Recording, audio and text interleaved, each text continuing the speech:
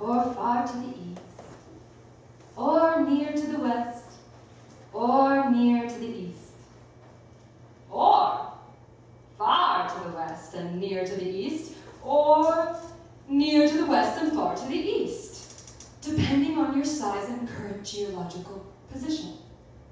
Also, it could be southwest or southeast, or northwest or northeast, or even the less popular, west, north, or west, south, or east, north, or east, south, at any varying distance depending on your size and current geological position.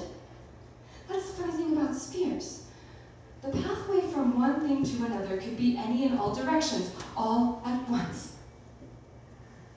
Oh, anyway, far to some direction or near, I suppose, lie the great black mountains, where lightning is born. And on the western side of the mountains, at a specific geological position and oppositions, are sheer cliffs. And at an even more specific geological position, those cliffs, or I guess more accurately, a geologically specific stretch of cliff falls to a stretch of beach. Not a beach of sand, but of glowing stones of various sizes. This beach and its adjacent cliffs are of significance for several reasons, which will eventually be covered, I'm certain, at some point on our collective timeline or another. But timelines being rather fluid and not so much lines at all, but more oceans, it is entirely possible that we have covered several, if not all of the reasons already. In which case, you will gain a deeper understanding of those reasons and their significancy, which is a fantastic thing. But back to what I was saying. This geologically specific beach, not of sand, but of variously sized glowing stones, and its adjacent waters and cliffs are special for several reasons. And one of those reasons being, it is a great gathering place of the giants for all feather of activity at varying degrees of rumpus. For example, the glowing stone beach is just one of very few mating sites for the long-legged egret. Open parentheses, aka shadow egret, close parentheses. As well as for all other species and or classifications of giants. Consequently, the sheer cliffs that arise from the beach of variously sized glowing stones are riddled with subsequent giant nesting sites, /nurseries, and in many cases, permanent dwellings. I mean, these cliffs are really great real estate! Not only for their proximity to the annual mating site, the beach of variously sized glowing stones, but also for their spectacular view of the beach's adjacent waters, where the famed, at least among giants, quarterly ice ballets take place. These ice ballets are worth noting not only for their artistic value and contribution, but for their magical contribution to the world. I mentioned these geologically specific cliffs being part of the Great Black Mountains, the place where lightning is born. It is actually the ice ballets that are responsible for creating the lightning, due to friction created by debris on the soles of giants! Of all species and or classification, feet grinding against the surface of the frozen sea. This friction builds and builds until it becomes a malleable charge of electricity, or lightning. This malleable lightning is then harnessed by the ancient magic innate to all species and or classification of giants, and as a result of conflict, excitement, directions and distance throughout. Here? Otherwhere! Waiting to oppose their targeted, almost by chance, location. The aforementioned variously sized glowing stones that make up the beach are byproducts of this lightning and are deposited at their origin, melting through the ice and washing upon the shore, where they create a prodigious concentration of the previously spoken ancient magic. And like all good things, or bad things, good and bad, this just depends really on which side of the old proverbial fence you lie. So rather, like any kind of thing, too much can be toxic! And the case no different on the western side of the Great Black Mountains of geologically physical Asia. This colossal concentration of malleable ancient magic has a byproduct. A byproduct of a byproduct. A highly intoxicating effect permeating throughout the surrounding land, referred to by some as the radius of intoxication. It fuels all sorts of debauchery, adventure, and artistic endeavor. Furthermore, every glowing stone making up the beach of variously sized glowing stones has a doppelganger.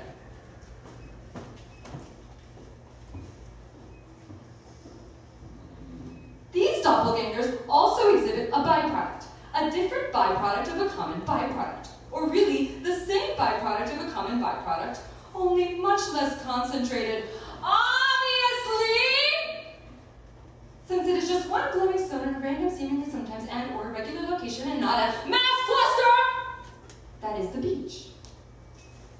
The effects or byproducts of the glowing stone or the byproduct manifest differently than at the radius of intoxication on the variously sized glowing stone beach due to the degree of concentration. Also, individually, their various sizes become more relevant as each stone seems to grant specific ancient magics to its possessor or the area in which it lies.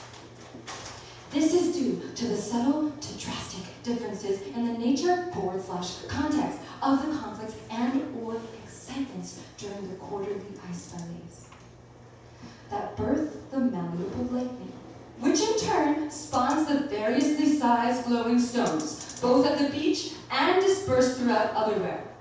But I digress. Back to the sheer cliffs. All of this fosters a deep respect and appreciation of science and art for all the residents of the sheer cliffs and surrounding area, seasonal and full-time.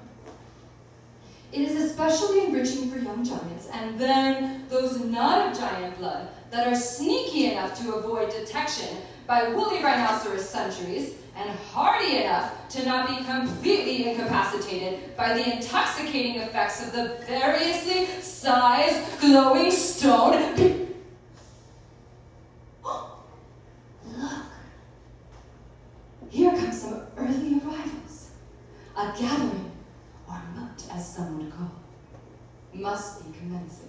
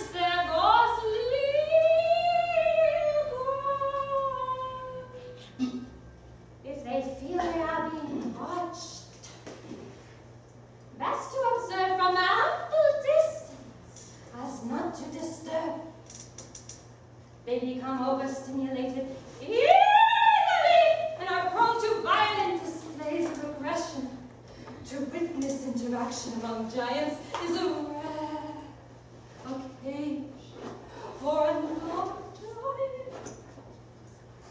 Therefore, a high gift to be treasured, no matter the nature of the interaction.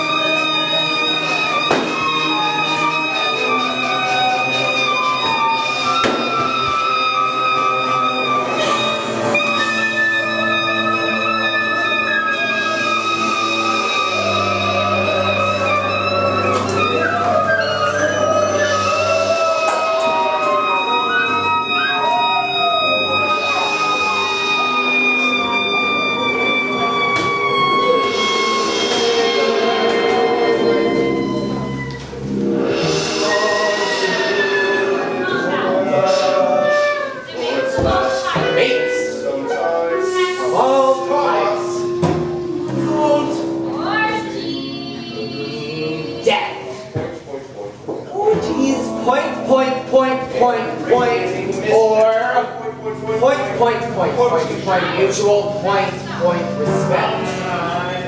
Or a combination. Of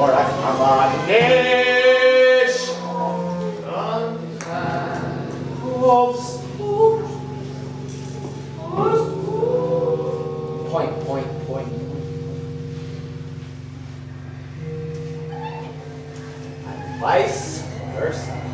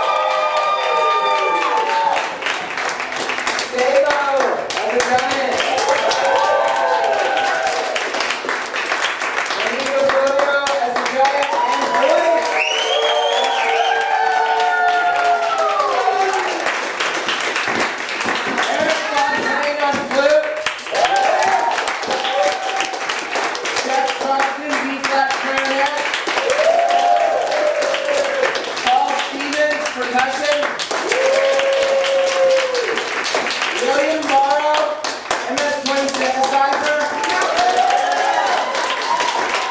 Benjamin Shirley, cello. Majid Araim, and I think mandolin was the composer. So thank you.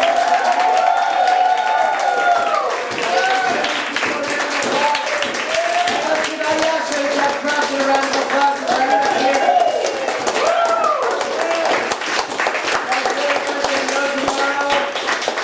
Priscilla, the proprietor of this space, and just really for making stuff happen, and all of you for coming out and stuff. So thank you so much.